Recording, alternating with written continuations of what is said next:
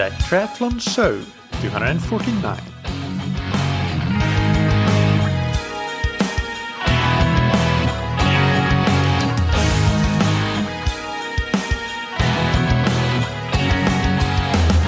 Hey, what's up everybody, and welcome back to another episode of That Triathlon Show, the podcast presented by scientifictriathlon.com. I'm your host Michael, and on today's episode I interview Drs. Kush Joshi and Joel McCay. Dr. Joshi is a sports and exercise medicine practitioner and consultant, and Dr. McCay practices and consults in hematology. They join us today to discuss blood testing and biomarkers important for triathletes and endurance athletes in general. Before we get into this interview, big thanks to our sponsors. First, we have Precision Hydration. And today, episode 249 marks 200 Monday episodes ago. Back in episode 49 is the first time that Andy Blow, founder of Precision Hydration, was on the podcast for the first time to discuss electrolytes, hydration, performance, and cramping, to name a few subjects we discussed. And a few months after that, Precision Hydration started sponsoring That Triathlon Show and have done so ever since. So I'll take this 200 episode milestone to thank Andy and thank Precision Hydration, everybody that I've been working with, Dave, Chris, and so on, for all the support to the podcast over the years, and not to forget for keeping myself hydrated with the Precision Hydration 1500, which is the high sodium version of their electrolyte products that you can match to how you sweat. You can do that by taking a free sweat test on the website precisionhydration.com. And then you can use the promo code THATTRIATHLONSHOW15 to get 15% off your order.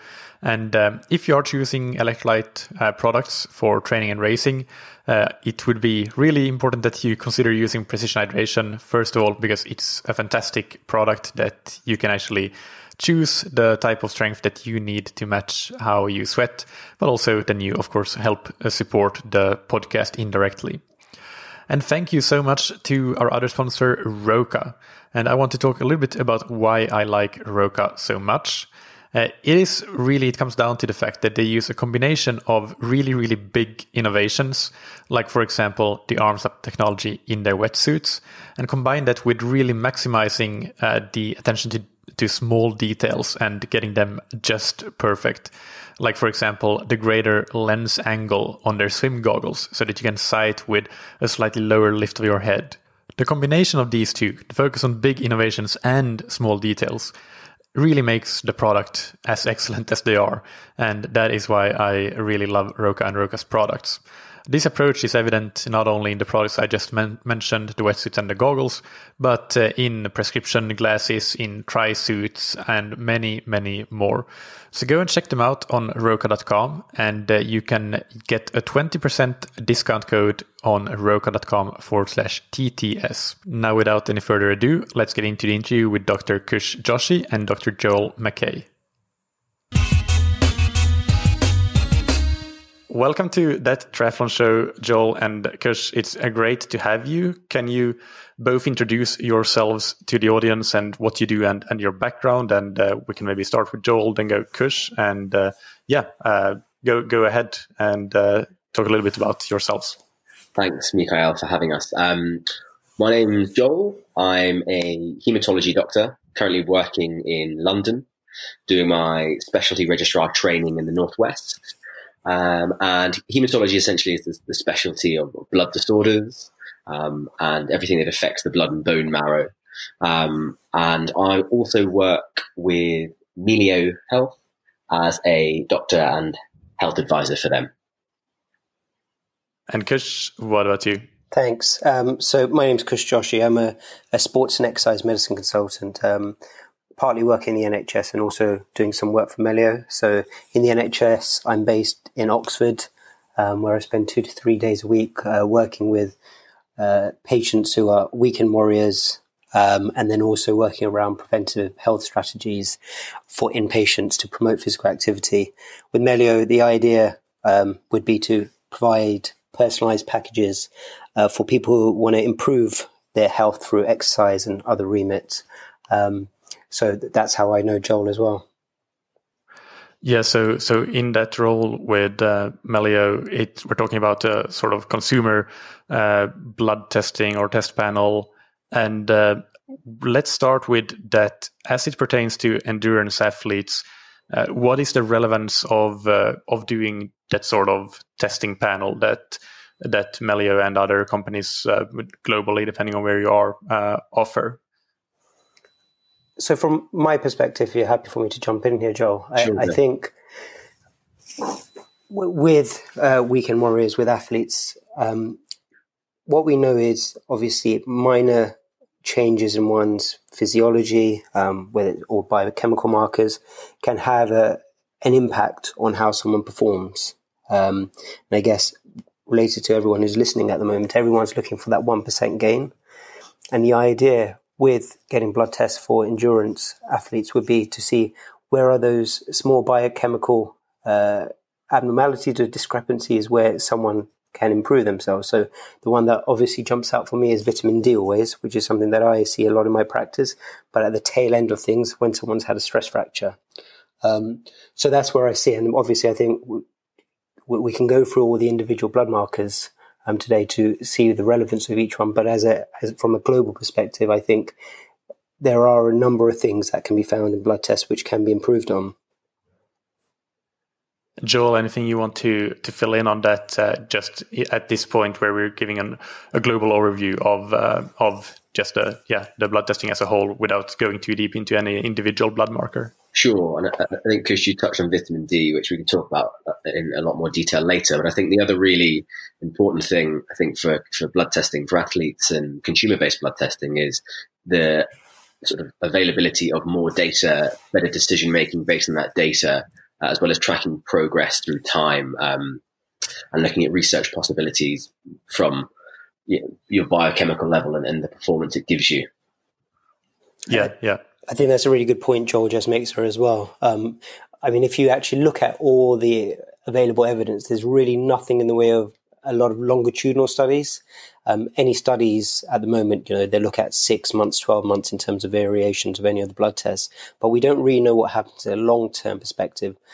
And then in terms of blood results at the moment, whenever you get a blood result and you're compared to the reference range in terms of the normative values, that usually is a sedentary / maybe moderately active individual as opposed to endurance athletes. So I think certainly what Joel says is very important with regards to getting more data to see how training loads can affect an individual. Yeah, from an athlete's and coach's perspective, personally, the way that I see, because I do try to get testing done, even if sometimes it only ends up being yearly. My goal is to do it at least twice yearly, and that's something I want to discuss actually later, what the recommendation would be. But either way, what I would, my gut feeling of how to use it would be that it would be great to get sort of your own individual baseline values for the most important blood markers at a point in the season when perhaps you've come off your off season and you've just started training and you've been training for a couple of weeks. So you're not completely sedentary at that point, but also you haven't had any opportunity to overtrain yet, which I think happens to a lot of athletes. So basically you're getting a baseline value where you are in a relatively fresh state and you don't have any issues. And then if some sort of issues in your training, performance decrements or fatigue come up later, then you have those reference values from early in the season when everything was going smoothly, and you can compare and see if actually you might be able to find the reason for performance decrements and so on in those blood values. So that would be one thing that I would see it from just a coach's and athlete's perspective as useful. I mean, I think you put it very beautifully there. That's exactly where I see it as well. Having a baseline result when, as you say, one isn't training as intensively, kind of the rest period. Where I personally would see it, and obviously a lot of this is determined by financial costs. We know in a lot of healthcare sectors, from a public perspective, people will normally go to their GPs and will only be allowed blood tests if they're unwell. And this is where the preventative health side of things comes in. But when you are ramping up your training, let's say you've got a big competition coming up, that would, in an ideal world, be where I would see someone get a blood test again to make sure that there aren't huge abnormalities, or if you're feeling overtrained, as you say as well. Because if you've got your baseline figures initially, you can therefore just determine, is my fatigue, for example, related to a specific parameter in my blood results? So actually, let's discuss the practicalities there. You mentioned that normally you would have to see your GP and actually have a reason, be ill in some way to get a prescribed some sort of testing. But the way you work, I presume, although I don't know, is that you as a consumer can directly order the testing somehow. And is it then a self-administered test that you send the results in, or how does that work? And what are the regulations around the preventive medicine, as you call it? Sure. Do you mind if I jump in first, Kush? Yeah, please. I think that there's a definite culture in the UK, especially, of not really taking your health into your own hands and not bothering a GP for a blood test for your own curiosity, or if you have some minor symptoms. The analogy I use is, if your car had a warning light on but was still running fine, would you ignore the problem until your car breaks down? Equally, if your car hadn't broken down, or had broken down, but there was no warning lights on, would you not investigate that? And I think the way that Melio offers that kind of way of testing and looking at your own biochemical analysis is that it's a test you order online.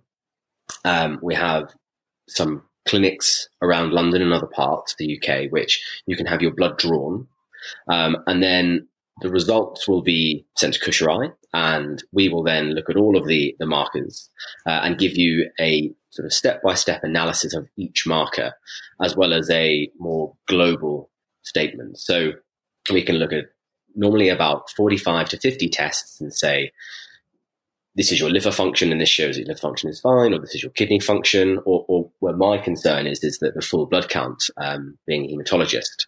And there are lots and lots of markers which we know have large variation based on your diet, your exercise, that may flag up as abnormal in inverted commas, but may just be signs that you're either experiencing overtraining, or you have a high level of stress, or there's seasonal variation, especially with things like vitamin D.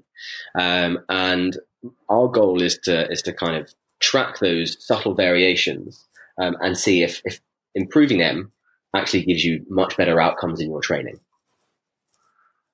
So you're actually working with, you're looking at the tests in person. It's manual work for the two of you.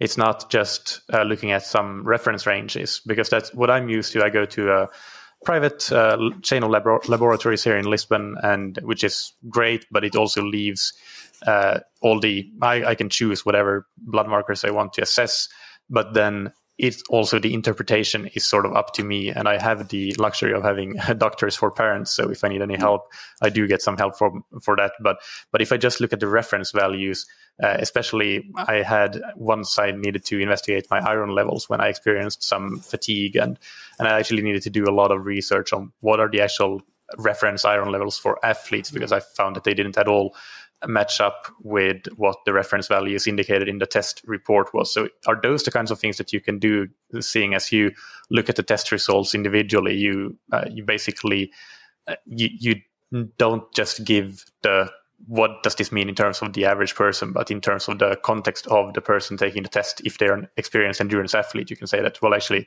this is probably normal for you, even though it would fell outside of a normal reference range.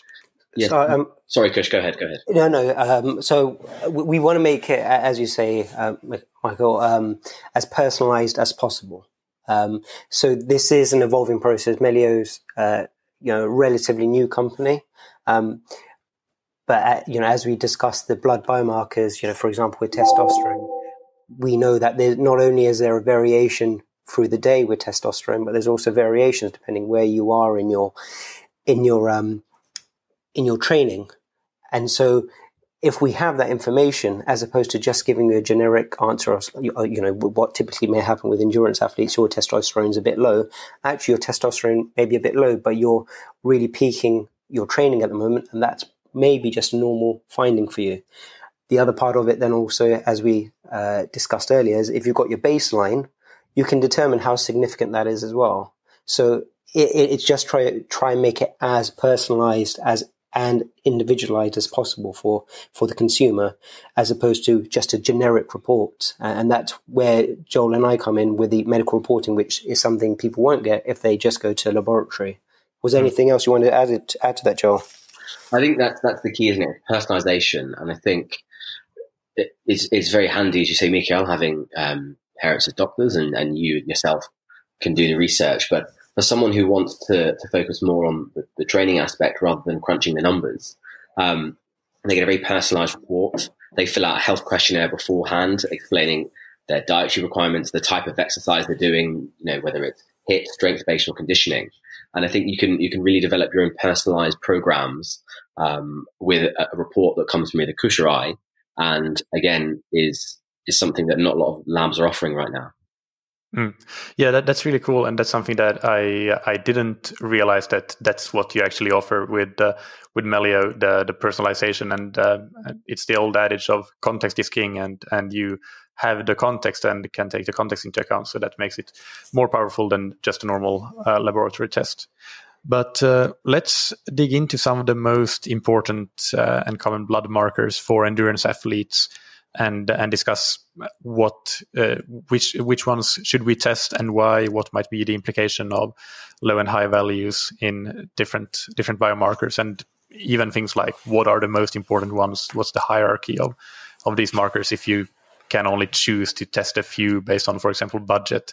But let's start with perhaps you can, Kush, you might start us off and just mention a couple of the most important ones from your end. So Joel and I are probably going to disagree with each other. Hematologists and sports and exercise medicine are going to have different thoughts on this. For me, vitamin D, I think, is critically important.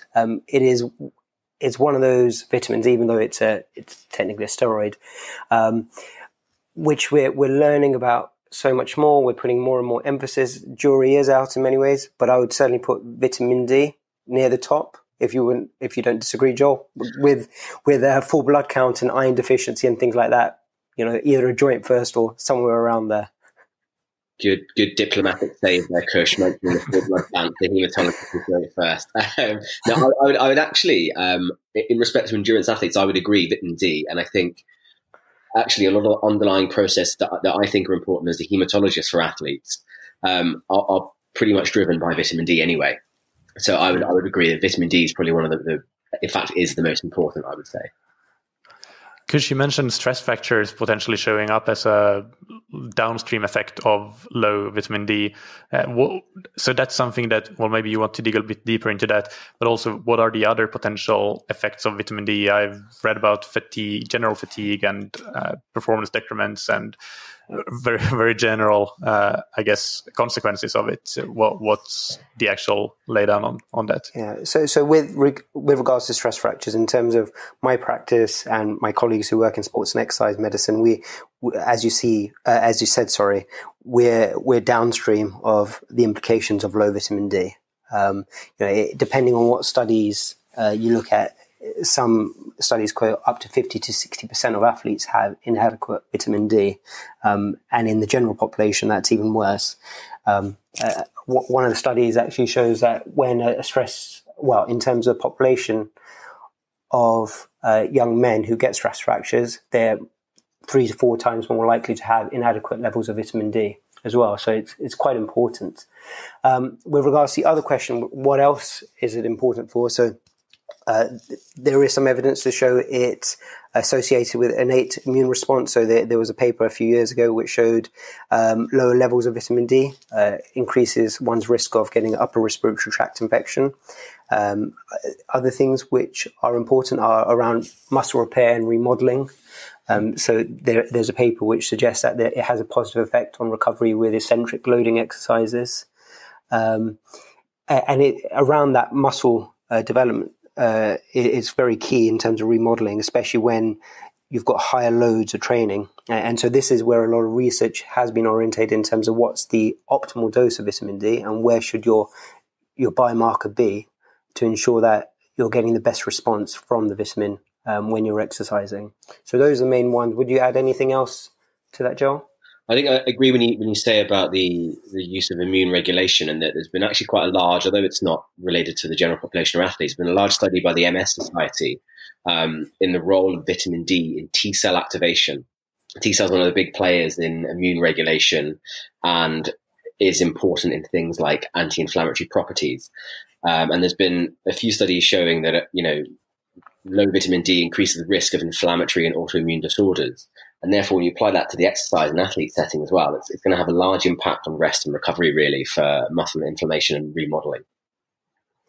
Yeah, and I know that the IOC consensus statement on supplementation in endurance athletes, vitamin D was one of the few recommended supplements they had in their statement for the reason of better immune function and reduced risk of, I think, specifically upper respiratory tract infection. So yeah, that's a good one.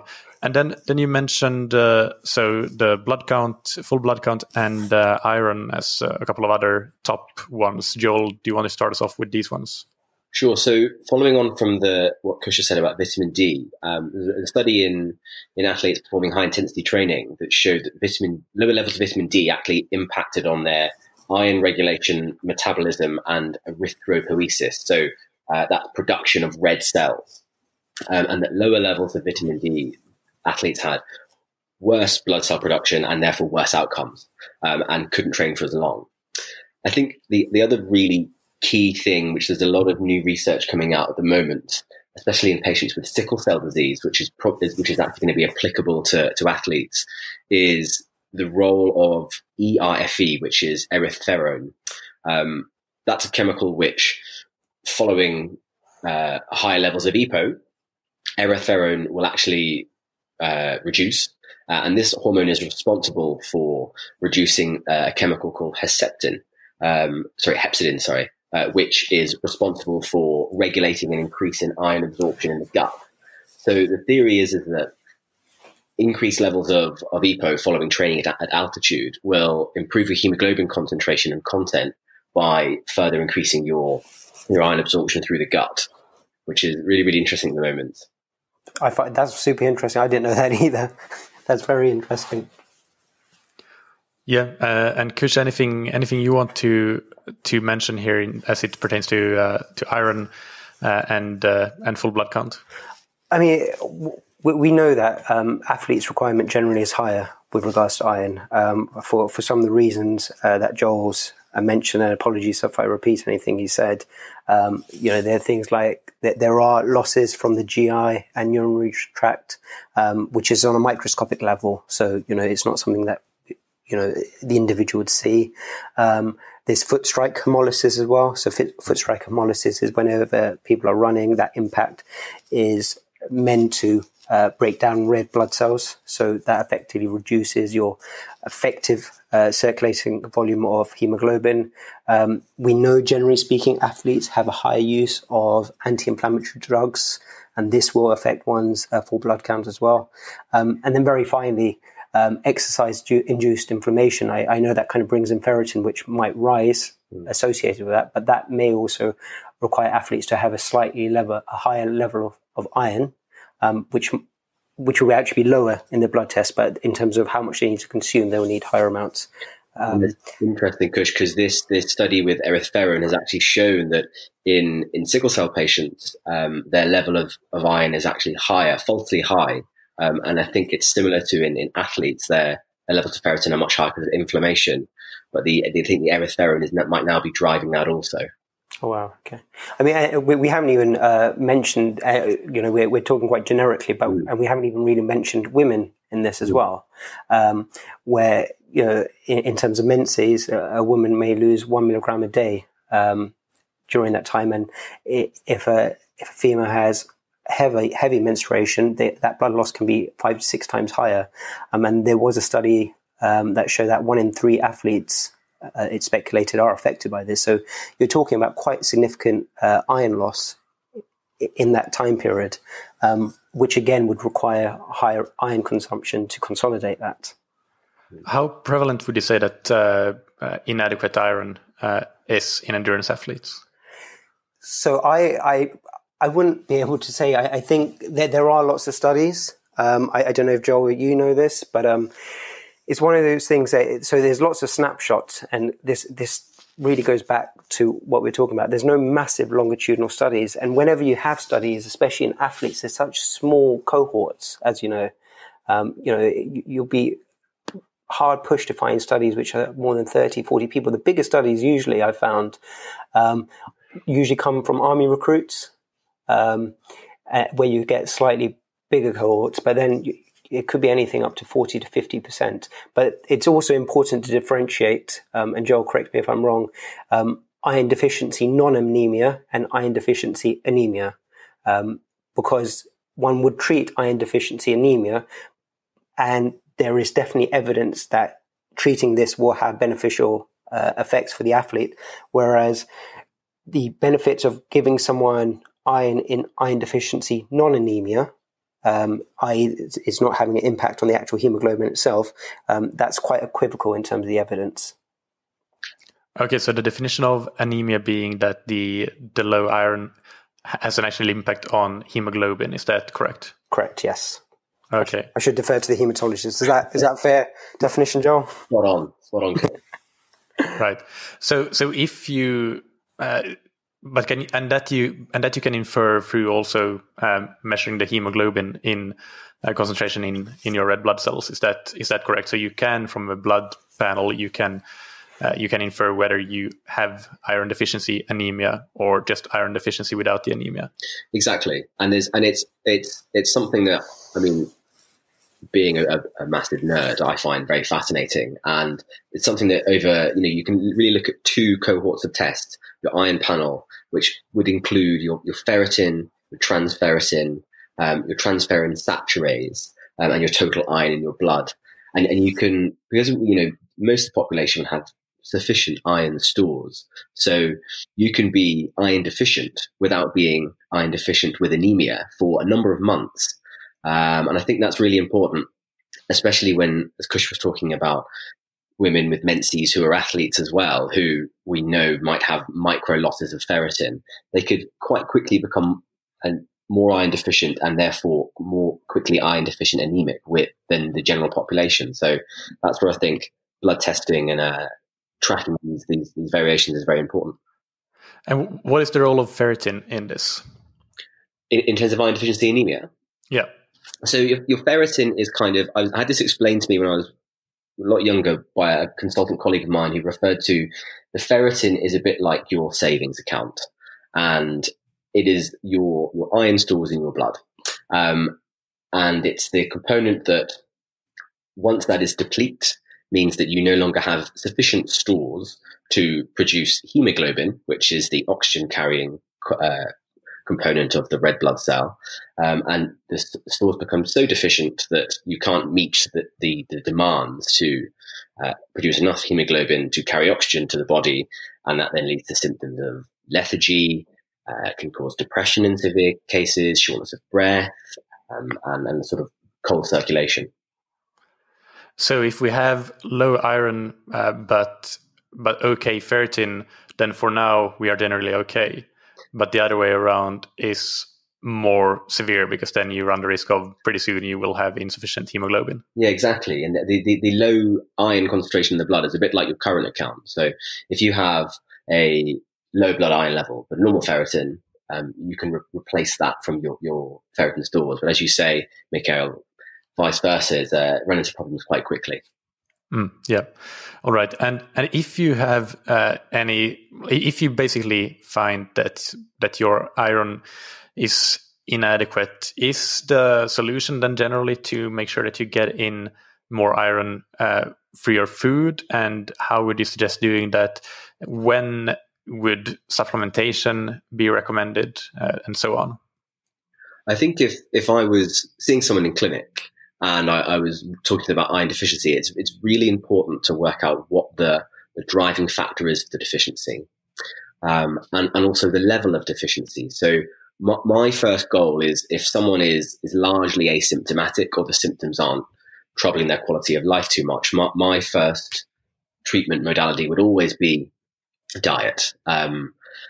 but that isn't often achievable. But we would, there's lots of high iron content in green leafy vegetables, red meat, legumes. So my first protocol would always be that. But if someone was sufficiently iron deficient that they were having severe symptoms impacting their quality of life and they became anemic as well, you would start with supplementation. And there's lots of different supplements, largely oral, but they can be quite toxic on the gut. And some people develop quite problematic GI side effects from those.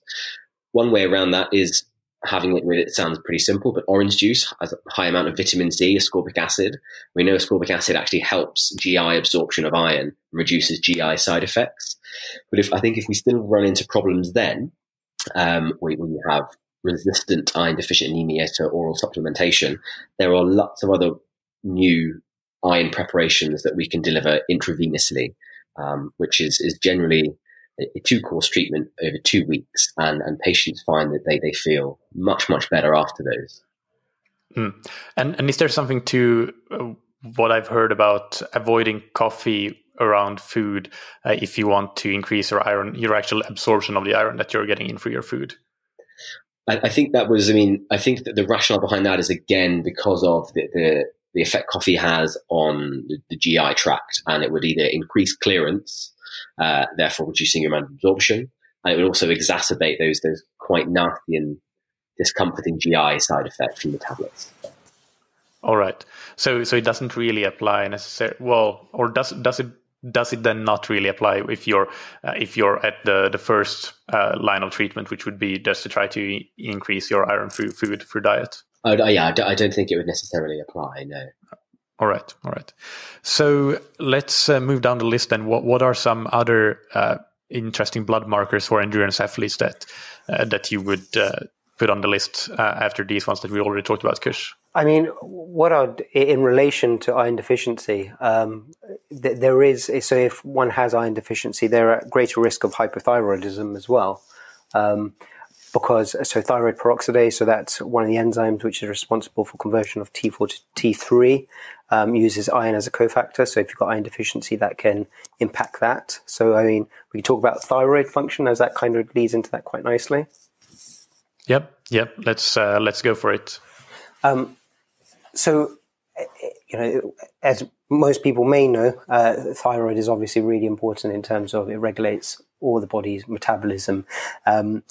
When it pertains to an endurance athlete, a lot of the effects that one might see in their blood results are more likely to be a knock-on effect of, let's say, something like overtraining, being calorie deficient. But again, it's one of those things. So certainly when an individual may feel like that they have overtraining, the purpose of getting a blood panel would be to see, am I actually truly overtrained if I've been periodizing my training, etc., or am I in fact showing signs or symptoms of something like hypothyroidism?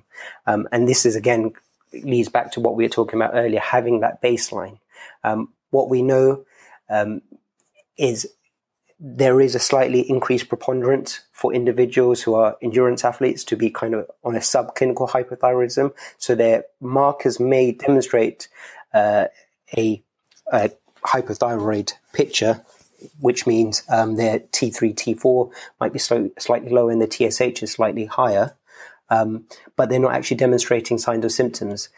And if you're already in that range and you have blood tests, without having a previous baseline, there's always a concern that you start overlooking at that and not other things which may be going on, if that makes sense.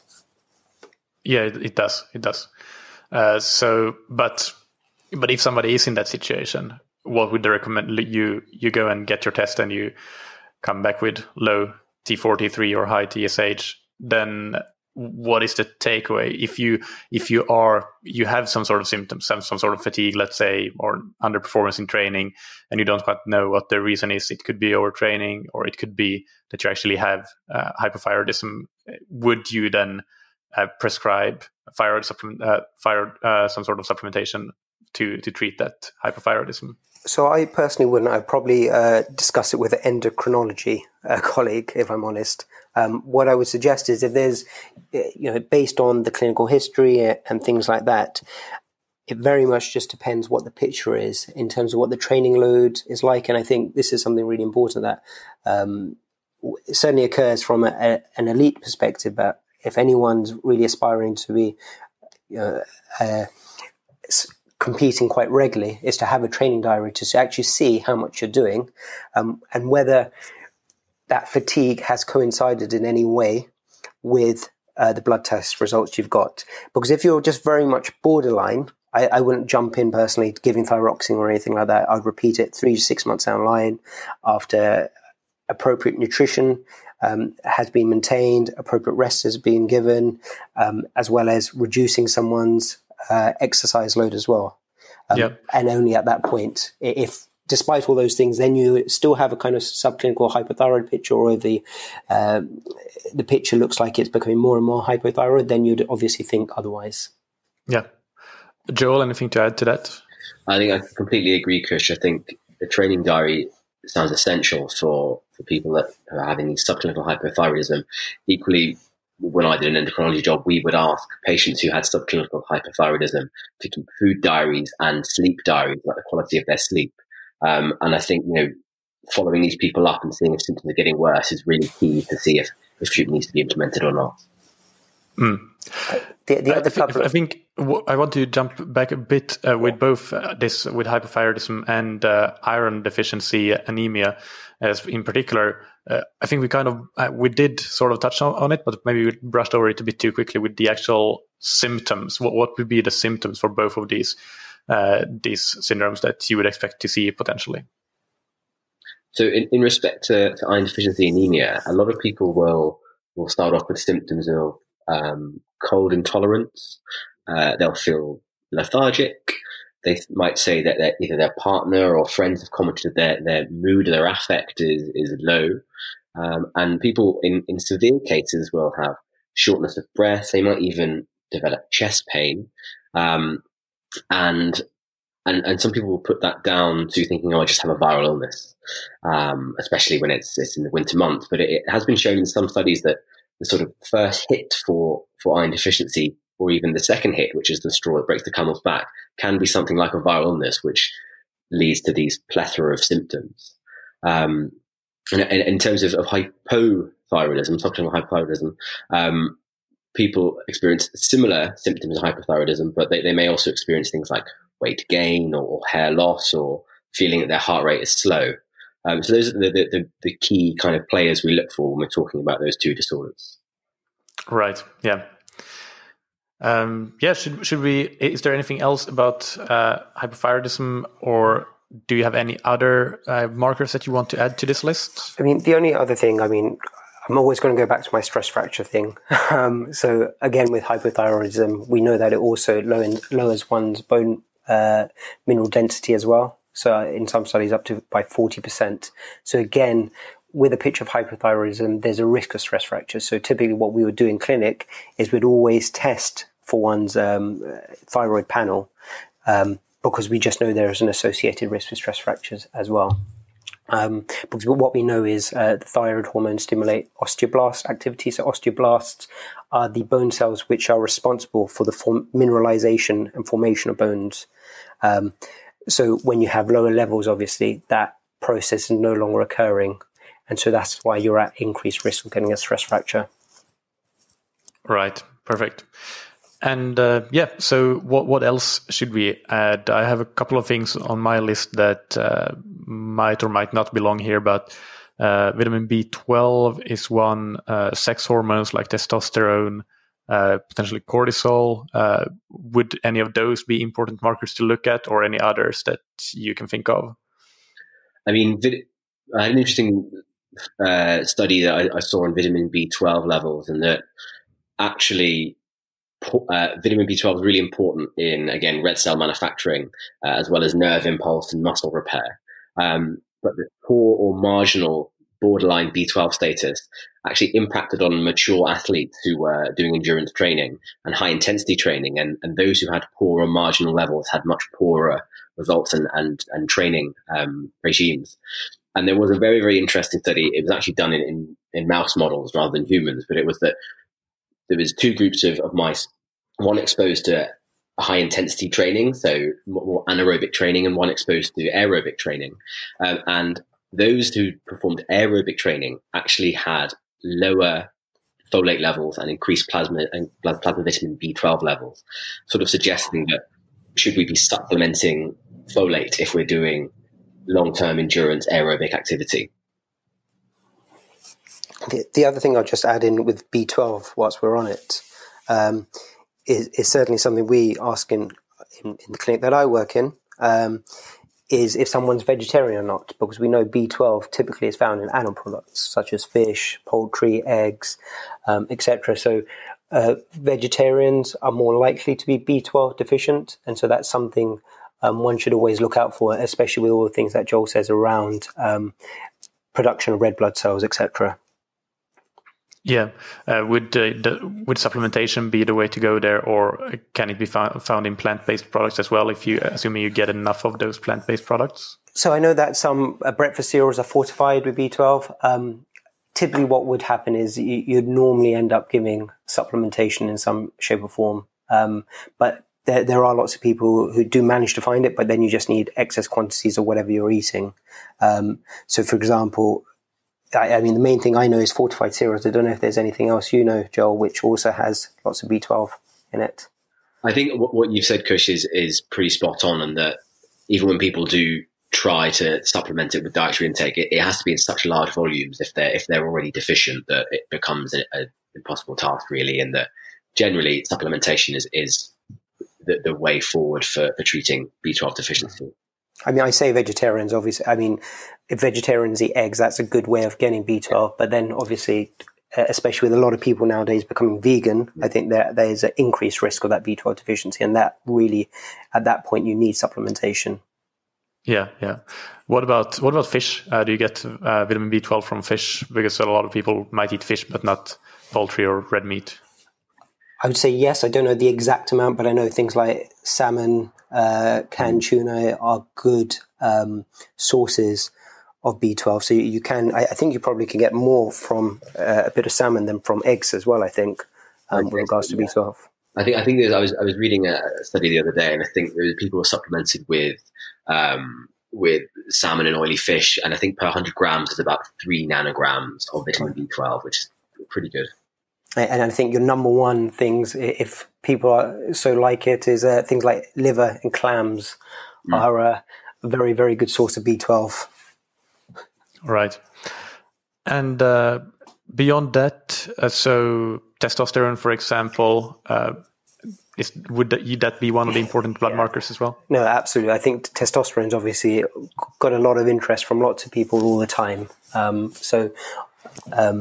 It's obviously an anabolic steroid. It promotes muscle growth. It inhibits protein degradation. So it's really critical when people are training so that they can promote muscle growth and then they don't go into too much of a catabolic state. Catabolic being when someone has that muscle degradation state, which basically is essentially what cortisol does. So they almost act in synergy. With regards to the actions of testosterone, so one of the key things that I do certainly in clinic is if we've got a male who's got a stress fracture, we again test for testosterone because it's really important for bone health. It increases one's osteoblast activity. So as we talked about earlier, osteoblasts are responsible for laying down a bone, but it also decreases osteoclast activity, which is almost the opposite of osteoblasts. So osteoclasts break down bone. So what we know is if someone has a reduction in testosterone, that would impact someone's bone health and then again increase one's risk of getting a stress fracture. Yeah. And would the reference values, though, here be different for endurance athletes than the general population? Is that something that athletes that should consider, that they might have lower testosterone than the general population? I think that's a really super, super important point, Miguel. As you know, with your blood tests that you've had, so we know that endurance athletes are normally on the lower end of normal. in terms of their reference ranges. So what we normally get in the normative values don't really apply with regards to testosterone. And again, this feeds back into what we talked about right at the beginning, having a baseline. Because if you feel that you're overtraining, feel fatigued, and then you get a one-off testosterone and it shows that you're just below the normative values or the reference values are given, that might mean nothing at all, because that just might be you. And so that's really a really important point. And this is where we just as an extra point to that, this is where all the studies really are lacking at the moment, because there are no large-scale longitudinal studies. With any of these things, if someone's been an endurance athlete for many years, we know that the sequelae of sequelae of biochemical disorders takes years and years to develop. So having just a one-off blood test at one specific point may not be sufficient to diagnose what's going on. And another question on testosterone, is it equally important for female athletes as it is for males? So I wouldn't say it's equally as important. Estrogen or estradiol is more important in that remit, but testosterone has lots of really good benefits for women as well. It's important in increasing lean mass and strength. It's again important in bone density as well, less so than estrogen, important in well-being. So I personally wouldn't test it routinely, but it is important, less so than the female hormones. Okay, so you would test estrogen primarily for females. Yeah. And what can be discussed around estrogen then? How, in addition to what you already said? So I guess the estrogen typically is tested for in issues around fertility and things like that. I mean, it's not something that I would routinely do. The key differentiator, I guess, in terms of what we see in my clinic is if a woman has any issues with regards to energy deficiency, they will have issues with their menses. So they may have amenorrhea, so a cessation of periods, or they'll have irregular periods. So that would be a precursor to suggest that there is already something wrong with the estrogen, or in terms of the entire hypothalamic pituitary axis, i.e. The hormones that are getting secreted from the hypothalamus, which affect the pituitary and then produce estrogen and progesterone. So in men, that obviously doesn't happen. And so when we do see a female and we know that they aren't having periods, you know at that point, actually, the estrogen's already impacted, and it's about bringing them back from whatever physical activity they're doing, improving their caloric intake, etc. So there's a clear telltale sign with women that there is an issue with estrogen. All right. Are there any other blood markers that we should discuss that you would consider very important for endurance athletes, or have we done a good job of covering off the main ones? I mean, I think we've done the main ones. There's always loads and loads. I mean, there's things like cortisol. There's, to a lesser extent, sex hormone binding globulin as well. My personal opinion on cortisol, as having a snapshot, it doesn't really add a lot. We know that cortisol obviously increases with increased amounts of exercise. It's a stress hormone, and it's important when someone's doing lots and lots of exercise that the correct energy sources are being utilized. I guess the significance and the importance with regards to a lot of things we read out, on the internet, things like that, are that you have that chronically elevated cortisol with lots and lots of exercise. But whether suppressed cortisol is suggestive of overtraining syndrome, I think it's something that you find in overtraining syndrome, but it's certainly not diagnostic or anything like that. So I think it is important, again, and it just comes back to this longitudinal thing. If you've got cortisols at lots of different time points, but by itself, if you're just purely looking at it by itself, I don't know how helpful it can always be. Yeah. Joel, do you have any blood markers that you want to add or discuss still? I was going to ask, actually, Kush, have you seen with things like triglycerides and HbA1c for relation to glycosylation, any variations and impacts, as you said, in things like overtrained syndrome with those two markers? Oh, that's a good question. I mean, I thought you were going to mention the HbA1c and in terms of increased prevalence of pre-diabetes and diabetes with endurance athletes. I mean, I know this can be sometimes a bit of a controversial issue with regards to, because people are carbohydrate loading, is there an increased risk of getting diabetes? I think a lot of studies to a certain extent have demonstrated that, but it's one of those things which is half and half. I think there just needs to be a lot more research on this area, because we do know, generally speaking, endurance athletes obviously are taking in large amounts of fuel sources, which typically come in the form of carbohydrates, and that can elevate one's insulin and may have long-term impacts on sugar control. So I can't say that I've personally seen in my practice that there's any correlation with overtraining and correlates to HbA1c, and there may be articles out there which suggest that, but I certainly am not aware of that. I guess it has some controversy around it, whether people who are quite high-level endurance athletes and doing lots and lots of training, because of their high amount of carbohydrate consumption, they're at risk of getting pre-diabetes and subsequently diabetes. I think it's a very interesting topic, and I think it's something that needs a lot more research into. That's where my thoughts would be around that. And I know specifically we're talking around blood tests for endurance athletes, but I think all those things around cholesterol, HbA1c, they are important, because what is the ultimate aim for a lot of people when they are exercise regularly is just to make sure they're fit and healthy, and to have a knowledge of those parameters just means that you're doing the right thing, I would say.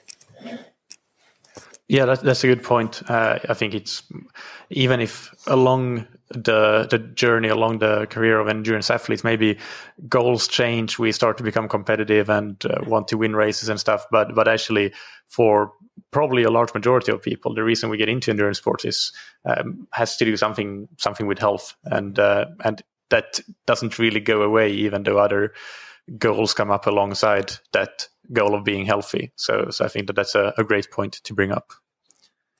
And let's move on now from discussing specific biomarkers. But just if you want to, if you want to list a few that seem to be popular and perhaps hyped up in media or on the internet and so on, but that you don't really think are relevant for endurance athletes at least, are there any, and what would those be in that case? Joel, do you want to start us off if you have any? Yeah, so I mean, I just thinking, I can't see the benefits really of things like albumin and things like liver function, because I'm assuming that, Kush, you can help me with this, but most endurance athletes, their albumins are going to be raised anyway because of the amount of protein supplementation they're taking. And from a normal population point of view, that would be, if you saw a raised albumin, it would draw you to think of sort of underlying inflammatory disorders or underlying hematological disorders. But I think things like raised albumin and variations in albumin and liver function, I think, would probably fall under the natural variation for endurance athletes. And so I don't think there's pretty much relevance to that, really.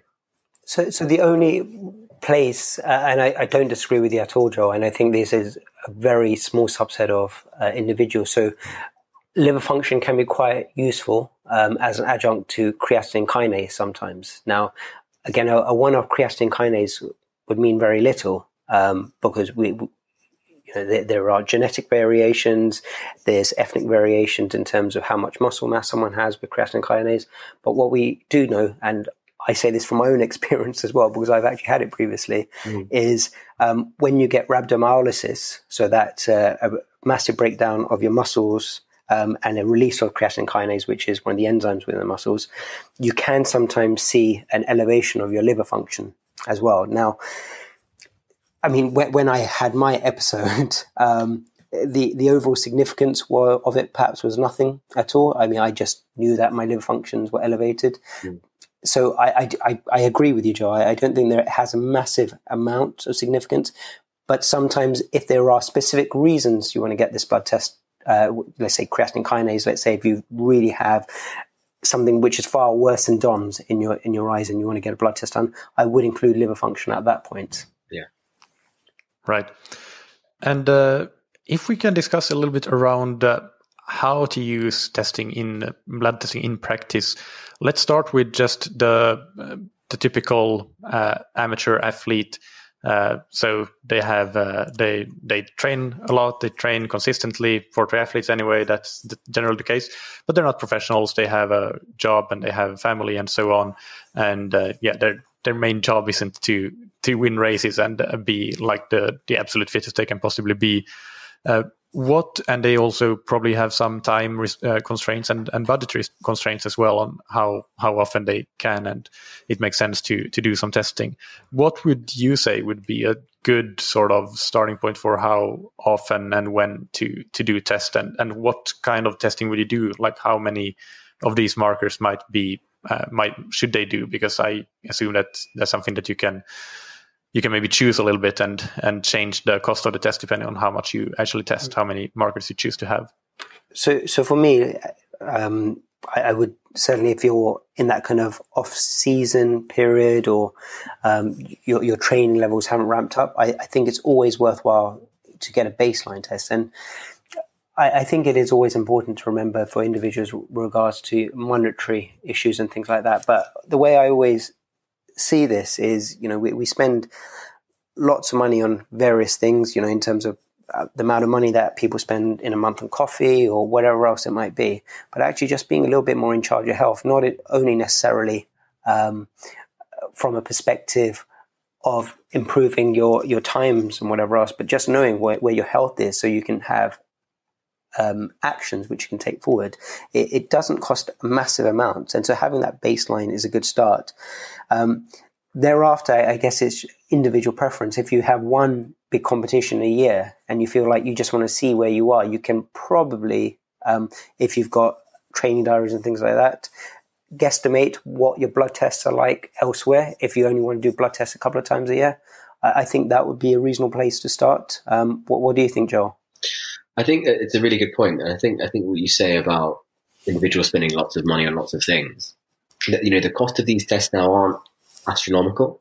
And if you're only doing them once or twice a year, are actually very good value for taking charge of your health and maybe understanding a bit more why you're feeling lethargic at this time of the year. Or, you can put this down to my vitamin D level, for example.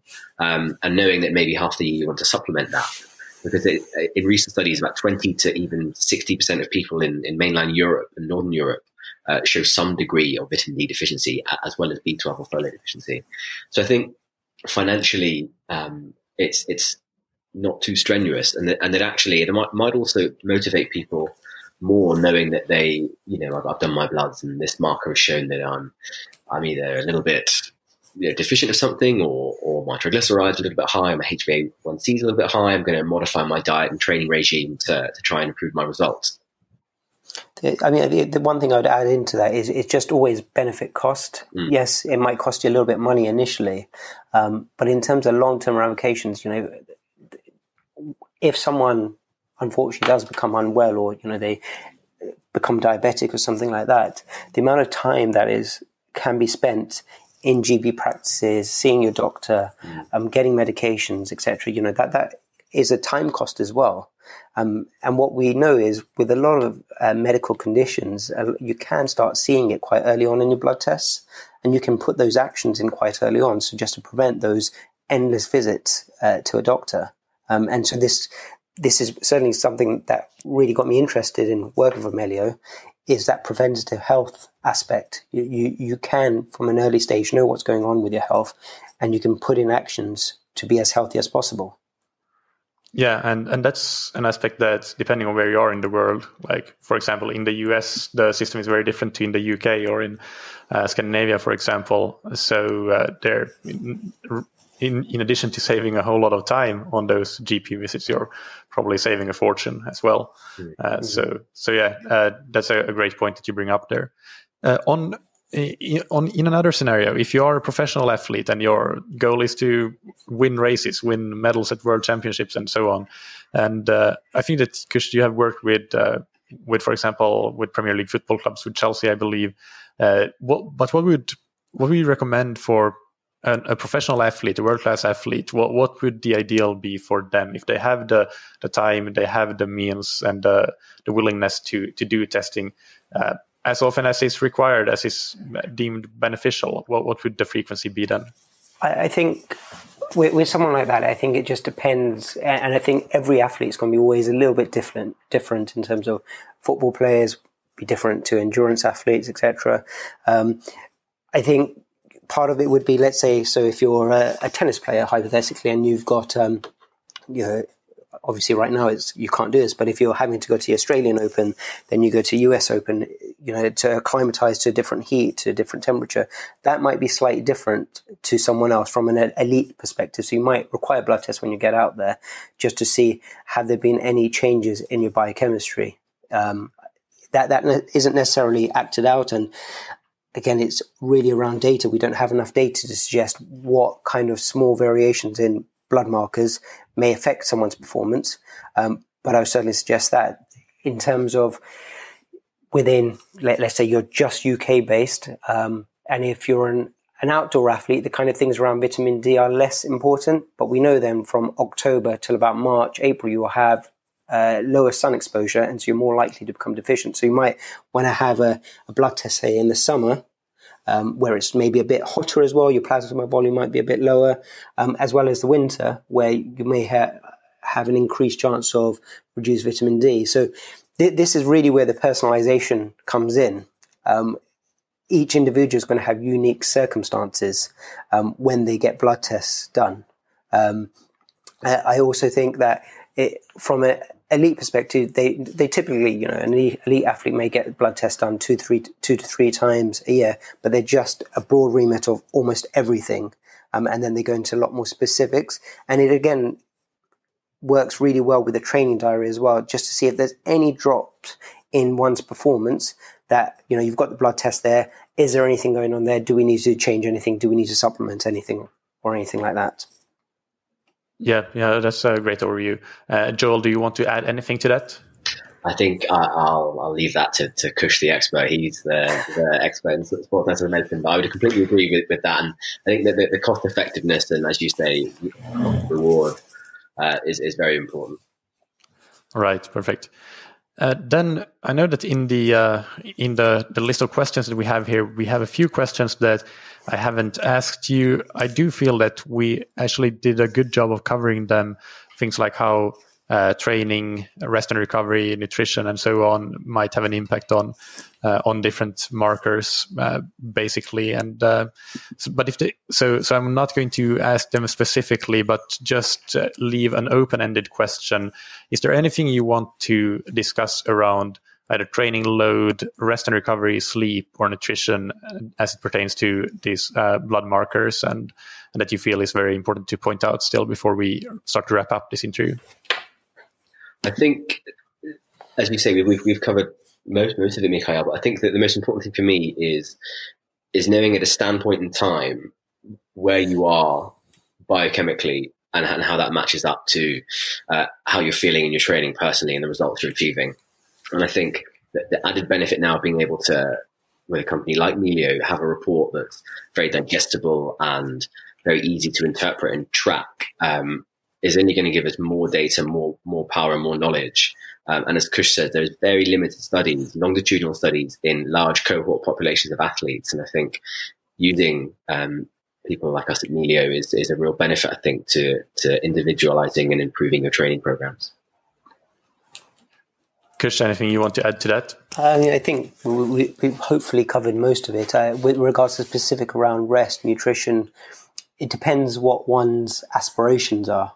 With regards to endurance athletes, and if you're striving to beat your last time or win a Ironman or wherever it might be, all those facets are very, very important. Yes, training is critically important, but that rest, recovery, getting the adequate nutrition, make sure you're not calorie deficit, ensures that you can perform as well as possible. And I think where the blood testing comes in is an adjunct to that, to make sure that are you doing the right things and on a longitudinal basis, because remember, age also comes into this. As we get older, testosterone also can drop, vitamin D can drop.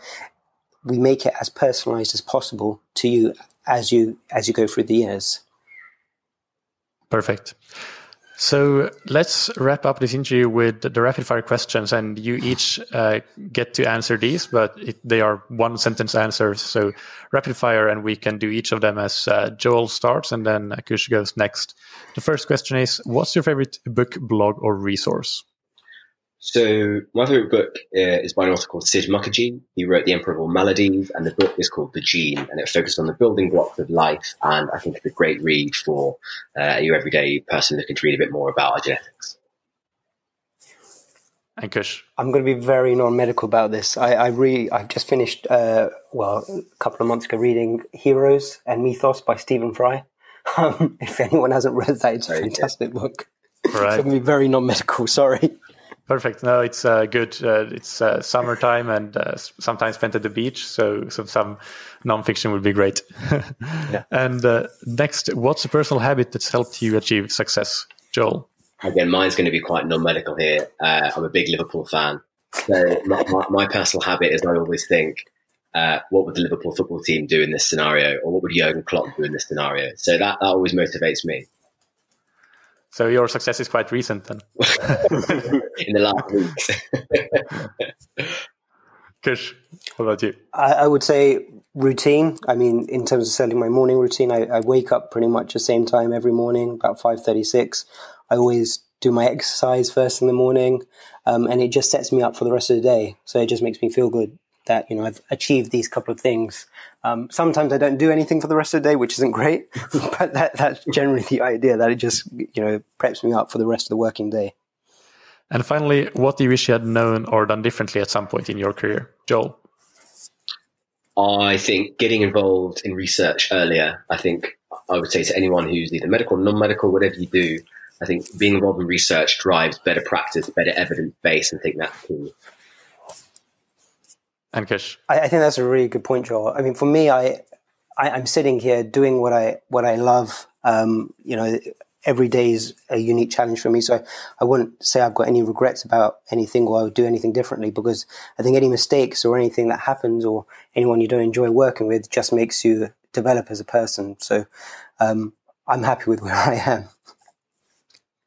Perfect. And finally, where can listeners follow you, whether it's your personal websites, social media, or websites where you work, Milio or others? Anything you want to mention, feel free to do so here. Joel, let's start with you. So if anyone needs to contact me, my email is joel.mckay@nhs.net, and my Twitter handle as well is @j_mac_90. We've also got our Milio podcast, which is what does good feel like, and that can be found on your podcast provider. Great, and Kush. So my Twitter is @Dr. Kush Joshi. In terms of my email address, is kush.joshi1@nhs.net. In terms of your listeners, it would be great to hear feedback on what people's thoughts are as well. We want to improve our service and how athletes feel like, things can be done to improve their experience and journey with all these things. So, any feedback would be welcome. And Milio as a service, when will that be available in the UK? Is it already available, or what is the status of that? So it's in process. Yeah. So we've got, I think Joel mentioned this earlier on, so there's a couple of laboratory locations in London, and we're going to start getting the full blood panel, as it were, relatively soon. So, it's weeks as opposed to months. So it'll be quite something that's going to be coming relatively soon. Yeah. So by the time the listeners hear this, it might be very, very imminent, because this episode will be released maybe 4 weeks, 5 weeks even from when we record. So, sure. It's probably we'll put a link to the website in the show notes, and people can go and check out what the status is. But thank you so much to both of you. Thank you, Joel. Thank you, Kush, for taking the time. It was really interesting to have you on and talk about this topic. It's something I've never done on this podcast before. And I think it's about time that we did an episode like this. So thank you very much. Pleasure. Thank you so much for having us. Mikhail. Appreciate it. I hope that you enjoyed that interview and learned a lot. One thing that I realized that might not have been very clear from the interview that I want to clarify about this episode is that Kush and Joel were guests in their roles as general domain experts and not representing any company. But as you heard, they do work with a company that's from the roles from which they know each other. I believe at least that company is called Melio, and it is UK based. So if you are in the UK, you can look it up, and I will link to that website in the show notes, which you can find as always on scientifictriathlon.com. And while you're there, if you are looking for training plans or coaching services, you can find all the information about that on the website as well. If you like this podcast, then I think you'll absolutely love both coaching or training plans or whatever is right for you. On Thursday, we have another Q&A episode coming out as usual. And then next Monday, I interview Teun van Erp, who is a PhD sports scientist, formerly of Team Sunweb, on the World Tour cycling circuit. And we discuss a lot about his PhD research, which includes the work done on training load. And one interesting outcome of his work is a little bit of clarity around the pros and cons around different training load metrics, including the very popular training stress score, TSS.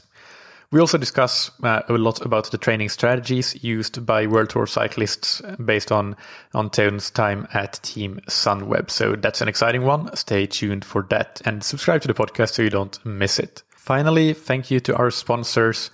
First, Precision Hydration, that you can find on precisionhydration.com.